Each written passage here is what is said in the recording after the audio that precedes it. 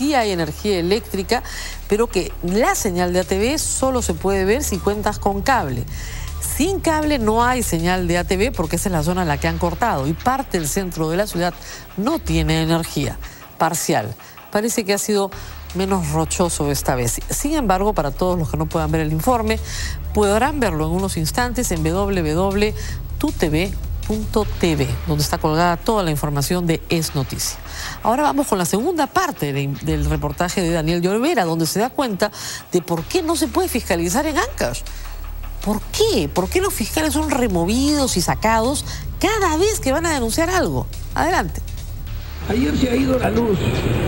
Y porque se ha ido la luz, dicen, Álvarez ya bajó la cuchilla de la luz. Ya no se pasen también, pues, de todo eso. Así que yo descarto todo tipo de estas cosas. Son las denuncias de siempre, de mis enemigos políticos.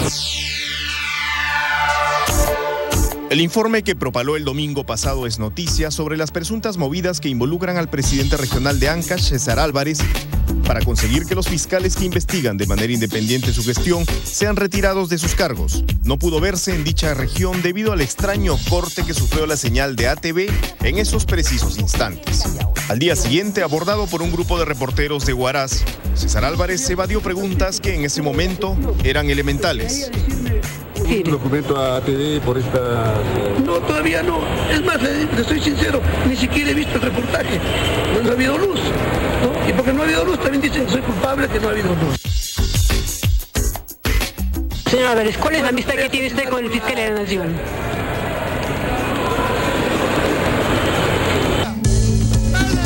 En Ancash es muy comentado que el presidente regional tiene predilección solo por aquellos hombres de prensa que él mismo ha bautizado como comandos. Si no son comandos, señalan en Ancash, como este reportero del diario Correo de Chimbote, crítico de Álvarez, ocurre lo que usted va a ver.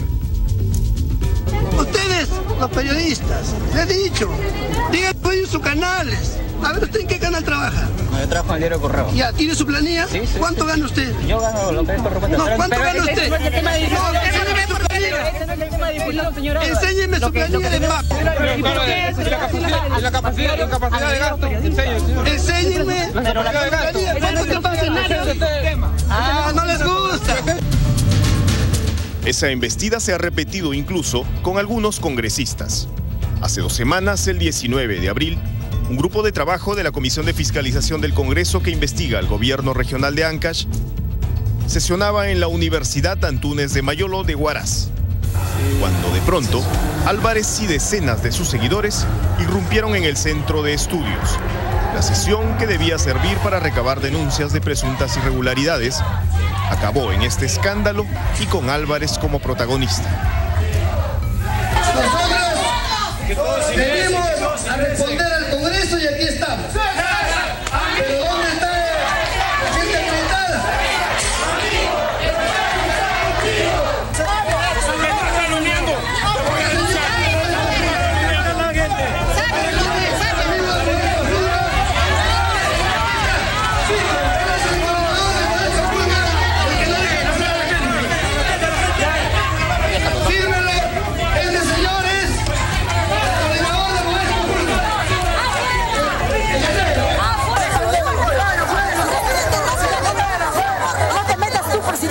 Nosotros estamos acá. No te metas,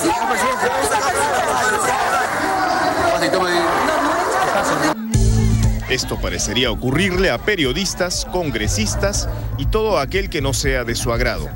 Como por ejemplo, los 10 fiscales que en los últimos 2 años han pretendido investigar a fondo denuncias que involucraban al gobierno regional y a sus abogados en asuntos de presunta corrupción y en crímenes con aparente trasfondo político, que al final terminaron fuera de sus cargos o fuera del Ministerio Público.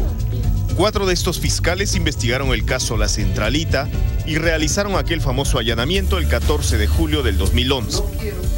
El domingo pasado, 2 de ellos, César Jiménez y Javier Estrada, habían expuesto ante las cámaras de Es Noticia su asombro y desazón por la medida que había adoptado el fiscal de la Nación, José Peláez Bardales, días después de aquel allanamiento, que al parecer no le gustó a César Álvarez. Una medida que los dejó fuera del caso y fuera de la fiscalía. aunque ellos no han sido los únicos a los que ha perseguido la sombra del expediente Centralita.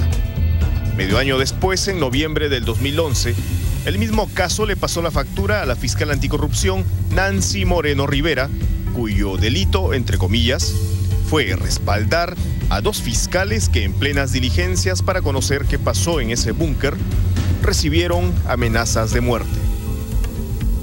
Yo consideré que era pertinente respaldarlos moralmente a sus fiscales. Y en coordinación con el fiscal superior encargado de la presidencia, el doctor Emilio Llanos, ¿no? Decidimos convocar a una conferencia de prensa para decirles a la población de que los fiscales y el Ministerio Público cumplían un rol de investigar a quien fuera y que no era forma de actuar con amenazas de muerte a los fiscales. 2 semanas después, el 12 de diciembre, la máxima autoridad de la Fiscalía de la Nación firmaba la separación de Moreno del despacho a cargo de los casos anticorrupción en el Santa y su retorno a su plaza de origen, Huaraz. Sin embargo, ahora Nancy Moreno va a regresar al Santa, pues la semana pasada, luego de un proceso de evaluación en el Consejo Nacional de la Magistratura, el CNM, esta fiscal ha sido nombrada superior titular. Interesante resulta saber que el integrante del CNM que votó en contra del nombramiento de Moreno fue el consejero Vladimir Paz de la Barra, cuyo hijo, al frente de su estudio de abogados, defiende al presidente regional César Álvarez.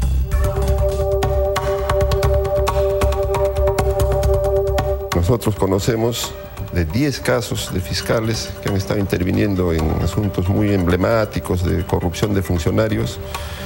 Y extrañamente, todo fiscal que inicia una investigación o que va a formalizar una denuncia es separado, ¿no? Cuando son provisionales, los saca de la carrera, porque eso sí puede hacer el fiscal de la Nación. Y cuando son titulares, los rota, los saca de la investigación que estaba haciendo y lo cambia a otra fiscalía, ¿no?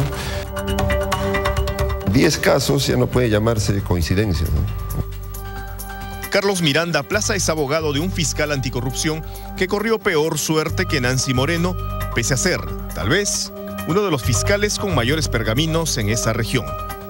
Su nombre es José Luis Checa Matos, quien hacia octubre del año 2011 investigaba casos que en Huaraz son considerados emblemáticos, como las presuntas irregularidades en el proyecto especial Chinecas o la compra, al parecer sobrevaluada, de 79 ambulancias vía la OEI, la Organización Iberoamericana para la Educación, mencionada una y varias veces en los célebres petroaudios de Rómulo León Alegría. ¿Qué fue lo que pasó con este fiscal? Él estaba en una pasantía en la ciudad de Tacna, enviado por el Ministerio Público, y recibe una llamada de un abogado de Huaraz, donde le da una noticia criminis. Informa que hay una movilización organizada por el gobierno regional, unos vehículos del gobierno regional donde podría haber dinero. La noticia criminis decía que era para pagar a los que participaban en la movilización, las portátiles que le llaman, ¿no? Informa de esta noticia criminis. A raíz de eso, en Huaraz se organiza un operativo, intervienen los vehículos, parece que no encontraron nada, se levantó un acta y ahí acabó esa intervención. Álvarez entonces denunció persecución política en su contra y se quejó de Checa y de 15 fiscales de Huaraz ante la Fiscalía de la Nación. Entonces, el fiscal supremo de control interno, el doctor Ramos Heredia, abre investigación contra los 16 fiscales y extrañamente al único que suspende o abstiene es al doctor José Luis Checa Matos. El resto continúan sus funciones. Y verificar si que sus jueces... ¿Quién se podría beneficiar con que el fiscal Checa saliera del aparato anticorrupción de Huaraz? El caso es que por entonces este fiscal estaba a punto de cerrar la investigación de otro caso de grueso calibre en esa región. Había otro que estaba investigando, creo que era el estadio Rosas Pampa de Huaraz, que también tenía ciertas observaciones, y en ese lapso es que lo sacan. En octubre del 2011, el fiscal Checa ya tenía en sus manos el peritaje del estadio Rosas Pampa a cargo del gobierno regional que había efectuado el ingeniero civil Edwin Tarazona. Lo que encontró este experto, y que resume a Es Noticia, confirmaba las denuncias que originaron las pesquisas fiscales iniciales. Hay deficiencias técnicas casi en la mayoría de las partidas y la calidad de los productos, de los materiales usados, da a entender de que están sobrevalorados. ¿Cuál es el costo total de esta obra del estadio? Estamos hablando de 39 millones de soles. ¿Y de eso cuánto es lo que usted calcula como presunta sobrevaloración? Estamos hablando de un intervalo de 17 a 20 millones más o menos, un promedio de sobrevalorización. No podemos saber las partes ocultas en la parte de estructuras. Estamos hablando de la parte de arquitectura. Casi la mitad. Así es fuerte. El tema, por ejemplo, de las torres de iluminación están sobrevaloradas. El tablero electrónico está sobrevalorado. Las butacas están sobrevaloradas. El cerco perimétrico del estadio es de pésima calidad y no justifica con el justiprecio. Se está pagando más y se ha puesto un material pésimo. Lo que ocurrió después, cuenta el doctor Miranda, fue que el fiscal de la Nación, Peláez Bardales, retiró a Checa Matos de la Fiscalía Anticorrupción de Huaraz y lo trasladó a su lugar de origen, una fiscalía penal. Pero allí no acaba todo. Hace 5 meses, este personaje aprobó las evaluaciones en el Consejo de la Magistratura para ser ratificado como fiscal, pero hasta ahora esto no se oficializa porque un consejero llamado Gastón Soto Ballenas pidió dejar su caso en stand-by. La semana pasada dimos cuenta de que uno de los asesinatos aún irresueltos en Ancash es el del joven fiscal de Casma, Luis Sánchez Colonna. También revelamos que el abogado defensor del presunto autor intelectual del crimen, Jack Castillo, es el doctor Daniel Maurate Romero, socio de Mariano Peláez Bardales, uno de los hermanos del fiscal de la Nación. La fiscal que investigó este hecho fue Carmen Berrocal González, quien quiso indagar a fondo el caso, pero solo se quedó en el intento. Igual, el doctor Peláez Bardales la cesó en sus funciones. Me causa extrañeza que este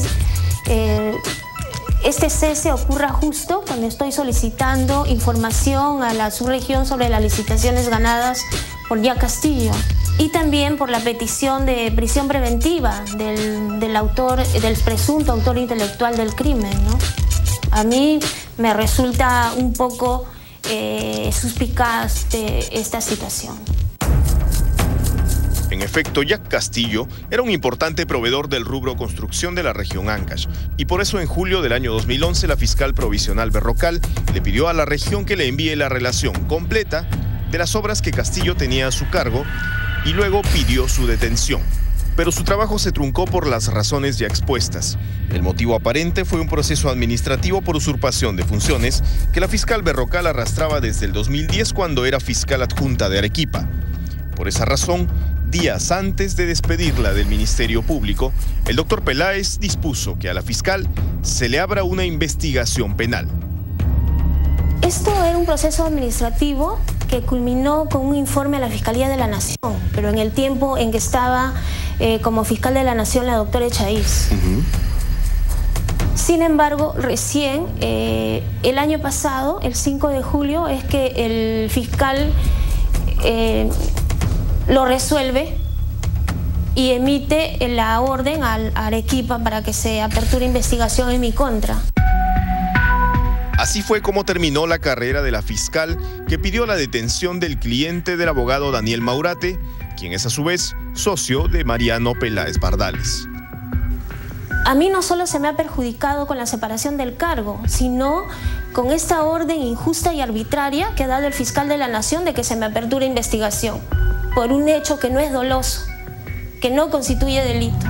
Cualquier fiscal que inicie una investigación es separado, cambiado, sancionado. ¿Qué está generando eso? El precedente que se crea es que ningún fiscal de ahora en adelante va a tener las agallas y el valor suficiente para iniciar una denuncia por actos de corrupción en el gobierno regional, en los gobiernos locales, porque sabe que va a terminar siendo sancionado, separado o cuestionado de alguna manera, ¿no? Entonces, esa es la señal que están dando las acciones que toma el fiscal de la Nación. Hemos estado exigiendo que se vayan de acá, que se larguen esos fiscales que lo único que han hecho es crear aquí el caos y hacerse ellos como si fueran los dueños de nuestras vidas. Así es como muchos conocen a César Álvarez, el presidente regional con interesantes amistades e inusual llegada a ciertos altos despachos del país. El que aparece ante cámaras exigiendo que despidan a fiscales que no son de su agrado. ¿Por qué tanta coincidencia? Es algo que ni él ni el fiscal de la Nación han respondido hasta el momento. Ustedes, los periodistas, les he dicho, díganlo en sus canales. Es noticia, llega gracias a Ahorra y Gana con Scotiabank. Este domingo en Día D, bronca en el supermercado, segunda parte. Nuevos detalles de la